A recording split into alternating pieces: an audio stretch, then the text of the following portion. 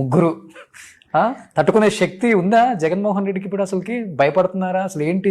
రాజకీయాల్లో చాలా అరుదైన మనిషి జగన్మోహన్ రెడ్డి. ఒక పక్కన నిజంగా అలా కలుస్తున్నారు అని అంటే ఎవరన్నా భయపడతారు. జగన్మోహన్ రెడ్డి అలా భయపడేటటువంటి మనిషి కాదు.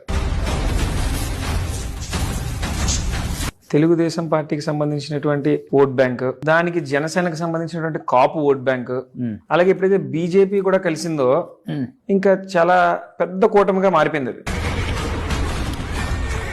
ఇండివిజువల్ గా వస్తే నిజంగా ఎవరో కూడా జగన్మోహన్ రెడ్డి ముందు తన శక్తి ముందు ఢీకొట్టేంత పరిస్థితులు ఉంటాయని నేను అనుకోవట్లా. వాడిని అడ్డుకొని మన రథం కేవలం 2 అడుగులు వెనక్కి వెళ్ళింది.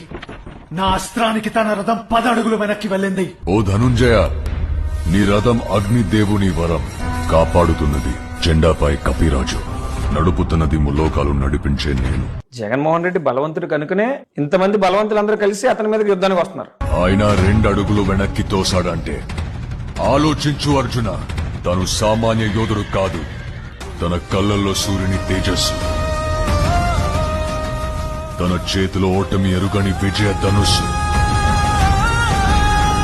ఇదే బీజేపీ పార్టీ తెలుగుదేశం పార్టీ వాళ్ళు 2019 ఎన్నికల్లో వ్యక్తిగత దూషణలు ఎన్ని విధాలుగా చేశారో మీరు చూశారు. మరి ఇదే లోకేష్ గారు సాక్షాత్ జనసేన అధ్యక్షుడే లోకేష్ నువ్వు నా తల్లిని తిట్టించావు, నిన్ను ఊరుకోను అని అన్నాడా లేదా?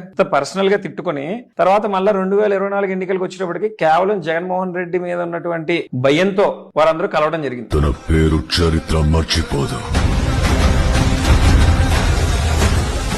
సూర్యపుత్ర వైకర్త కర్ణ.